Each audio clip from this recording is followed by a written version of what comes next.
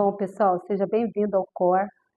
Vamos conversar sobre as habilidades, os pilares que levam a gente ao sucesso, que levam a gente para onde a gente quer estar, onde a gente quer ir.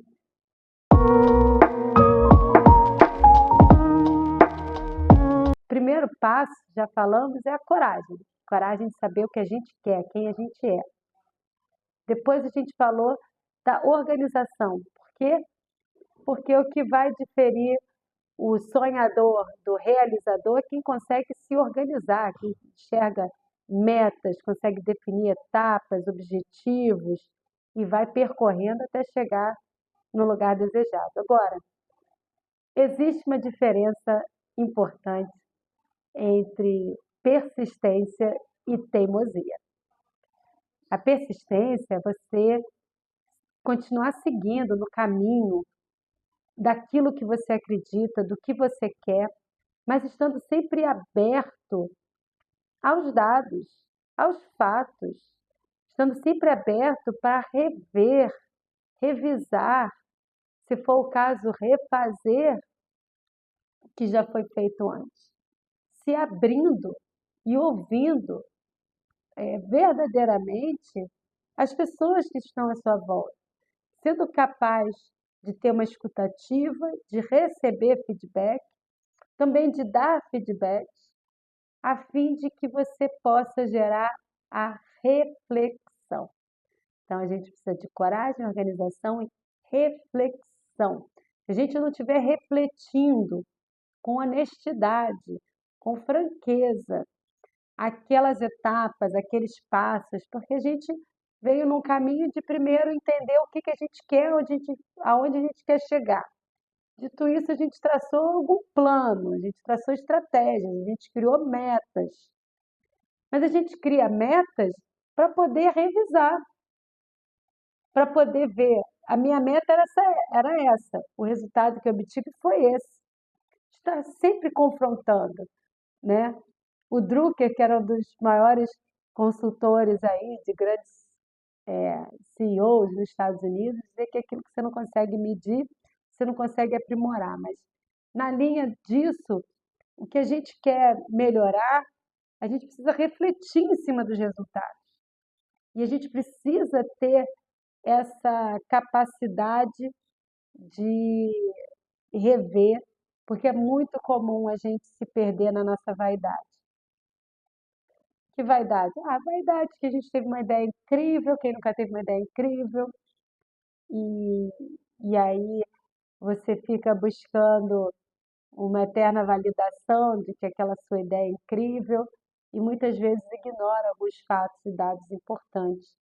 Não se abre para ouvir conselhos, não se abre para ouvir outras opiniões, de receber outros insights e feedbacks de pessoas que poderiam contribuir para melhorar aquele seu trabalho. Então, não basta ter aquela determinação, eu sei o que eu quero, eu vou, corro atrás e tal.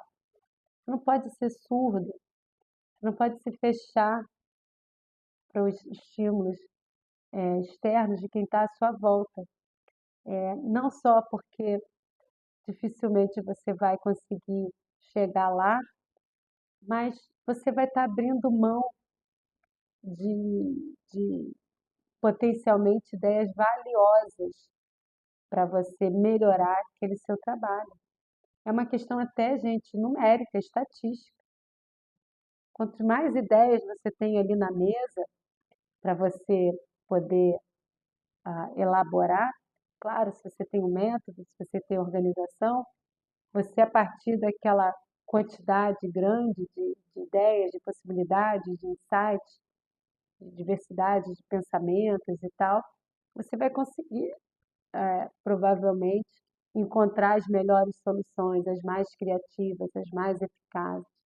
Mas é isso tudo exige reflexão, parar para pensar no que você está fazendo, criticamente, os seus passos, os resultados, analisando, comparando, comparando, lógico, com generosidade, entendendo que o mais importante de tudo é o avançar, é seguir em frente, refletindo sobre isso, é que a gente pode ter um caminho, um percurso de resultados, de sucesso. Então, dentro aqui da reflexão, nós vamos falar sobre a nossa capacidade de escutativa. A gente ouve. Isso parece assim bobo, como assim não ouve? Todo mundo ouve. Não, não, não, não. Tem gente que ouve para responder. O outro está falando e ela está já pensando na resposta que ela vai dar, porque ela quer sempre, sempre, sempre provar para o outro que o resultado dela, o método dela, ou a ferramenta dela, ou o código dela, o software dela, enfim, o dela é melhor. Ela está com aquela crença forte de que o que ela está fazendo é o melhor, então tem outra pessoa ali falando, e ela, em vez de se apropriar e aproveitar aqueles inputs, aquelas possibilidades para acrescentar e criticar mesmo o que está fazendo, ela já está pensando na resposta, ela não está verdadeiramente ouvindo. Muitas pessoas podem ser grosseiras, mas muitas podem fazer isso até de uma maneira gentil e simpática, balançando a cabecinha, mas não está ouvindo. Então, a escuta ativa vai ser o nosso primeiro passo. O segundo passo vai ser discutir sobre feedback. Além de saber ouvir, a gente precisa muito, nesse processo de reflexão, quando a gente está trabalhando num grupo, quando a gente tem um time, a gente precisa dominar a arte, que é uma arte, de dar feedbacks. Feedbacks, eles são muito importantes, porque eles justamente vão ser esse motor que vai levar a esse aperfeiçoamento, vai levar ao sucesso, vai levar ao resultado que a gente deseja. E por que dar feedback é muito difícil? Tem duas questões do feedback. Ele deve servir para orientar as pessoas. De preferência, os feedbacks devem ser orientados por fatos, por resultados, e não por questões pessoais. Você é legal, você é bonita, você é inteligente, você é isso, aquilo. Não, é sobre o que você extraiu de aprendizado daquela ação, daquela experiência, o que a pessoa, na ação dela, no trabalho, fez de concreto e de relevante. Então, é preciso tanto dar o feedback positivo, também as pessoas menosprezam muito como é importante o feedback positivo. Isso não é mimimi, isso não é passar pano, isso é promover um ambiente de trabalho mais eficiente. São resultados, estudos que a gente vai ver aqui que mostram que quando as pessoas recebem um feedback lógico, honesto, verdadeiro e baseado em fatos, em dados, situações concretas, isso aumenta muito, mas muito a, a, a, a eficiência, os resultados de uma equipe. Você precisa dar feedback das pessoas para elas saberem para onde elas estão indo. E o feedback negativo, ele também é importante, é necessário para fazer as correções, os ajustes, mas também precisa ser feito da forma correta. Como você, de uma maneira honesta, verdadeira e não grosseira, você trazer um comentário que possa levar a pessoa e o trabalho da equipe como um todo a melhorar. Óbvio que depreciando a pessoa, fazendo a pessoa se sentir um lixo, não vai ajudar. Eu gosto de fazer essa analogia, que eu gosto muito de jogar tênis. Você está jogando um jogo de dupla. Ainda que o seu parceiro tenha feito ali uma dupla falta, fez uma besteira e tal, não sei o quê, você está com raiva. Gente, se você fizer esse cara ficar nervoso, se sentindo uma porcaria porque ele fez uma dupla falta ou ele errou não sei o quê. As suas chances de obter o resultado que você deseja, que é ganhar o jogo, vão ficando cada vez mais escassas. Esse cara vai ficar com medo de errar, não vai mais entrar na rede, não vai mais querer matar ponto com medo de errar de novo.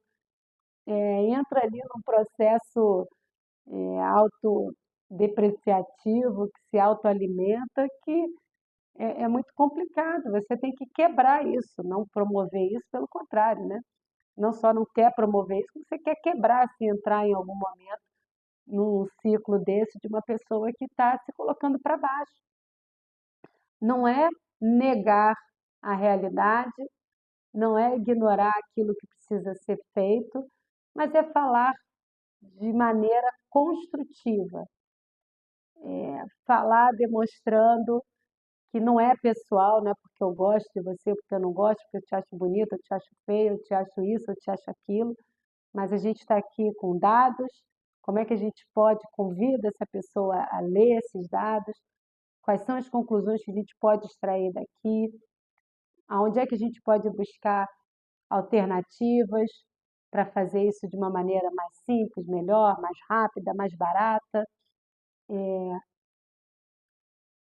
É sempre possível, é sempre possível, sim, trazer críticas que sejam construtivas, que levem a uma melhoria, sem depreciar, desqualificar, desmerecer ninguém. E isso não é passação de pano. Isso é inteligência, isso é a busca de eficiência. Vamos falar também, além da questão da escuta ativa, de ouvir verdadeiramente o que o outro está falando, para trazer uma reflexão melhor. Da sua reflexão, você trazer algo de positivo, construtivo da sua reflexão, você vai precisar ser bom, né, na arte de dar feedback. Mas, além disso, a gente precisa de adaptabilidade, né, e flexibilidade mental. O que essas duas coisas querem dizer? É a capacidade de se adaptar aos diferentes contextos.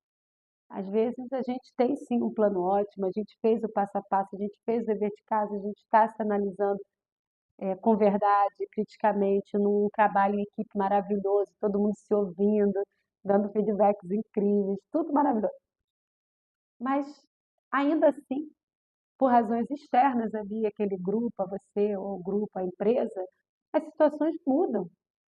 A gente tem um exemplo aí que precisa nem ir muito longe. A pandemia mudou a lógica das coisas, mudou as prioridades, mudou tudo. As relações, as maneiras de se relacionar, maneira de produzir, muitas das prioridades, enfim, a gente precisa de adaptabilidade e essa tal flexibilidade mental para fazer as acomodações dos cenários, dos novos cenários, e poder se posicionar e fazer o melhor possível. Para falar de adaptabilidade, o cara que melhor falou disso, sem dúvida, é o pai do evolucionismo, Darwin. Darwin diz que aquela espécie, digamos, bem-sucedida, que sobrevive, não é, em geral, a mais forte nem a mais inteligente, é a mais adaptável. Quem consegue se adaptar às mudanças é quem consegue chegar do outro lado, é quem consegue vencer. Então, isso vale não só para o reino animal, mas para o reino corporativo também, no reino do trabalho, no reino da inovação, no reino das startups. É preciso muito saber se adaptar. E agora, os contextos, então, estão mudando numa velocidade como nunca na história. As tecnologias, os recursos, a tal da inteligência artificial, mudando tudo, botando de cabeça para baixo. Precisamos muito, muito mesmo de adaptabilidade. E, finalmente, para fechar esse bloco aí da reflexão, a gente precisa de algo maior, propósito. Isso também temos estudos, vamos discutir sobre isso tudo. Toda essa revisão, todos esses ajustes, toda essa adaptação, é preciso cuidado, para a gente também não se perder nesses detalhes dos indicadores, das mudanças que foram impostas por conta de um atentado terrorista do tipo 11 de setembro, que fez muita gente mudar um monte de coisa, a pandemia, ou isso, aquilo, a crise daquilo outro, a guerra da Ucrânia, a guerra não sei aonde. Seja quais forem os cenários que estejam se materializando e pedindo mudanças ou mudanças ali no seu contexto, no seu trabalho, mudou, a empresa foi comprada por outra, mudou o chefe, mudou o CEO, mudou, enfim, as coisas mudam. Se você não tiver um propósito, se você não souber o que você está fazendo ali, eu garanto que você vai se perder. É fácil. Então, a gente precisa de um propósito. Isso, de novo, não é tão subjetivo quanto parece. É demonstrado também como é que tantas as organizações como as pessoas que têm uma clareza de propósito, de objetivos, conseguem suportar muito mais essas tais mudanças sem se perder, porque elas sabem onde elas querem ir, elas têm um propósito, a gente tem que ter um propósito. Isso recai, inclusive, na nossa saúde mental. Também temos alguns resultados de pesquisas nessa linha, de que parte dos estados de ansiedade, de depressão, saúde mental prejudicada mesmo, elas derivam da nossa, de uma certa falta de propósito, né? O que eu estou fazendo aqui?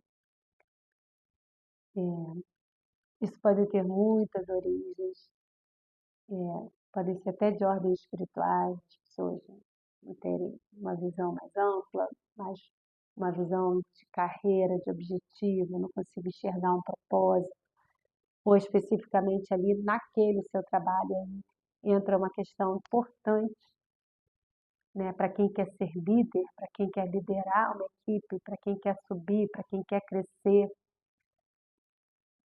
Vai ser muito difícil você liderar uma equipe de sucesso se você não traz uma visão para aquelas pessoas que você está trabalhando. Que não haja uma visão compartilhada de um propósito, do porquê que está sendo feito aquele projeto, aquela tarefa, aquele trabalho, ou aquela função que ela exerce. A pessoa não vê um propósito naquilo que lhe foi designado. Não vai dar certo, não tem como dar certo. Então, a questão de, seja do ponto de vista pessoal, de você enxergar os propósitos para você, inclusive, como falamos anteriormente, vencer o tal do mal do século.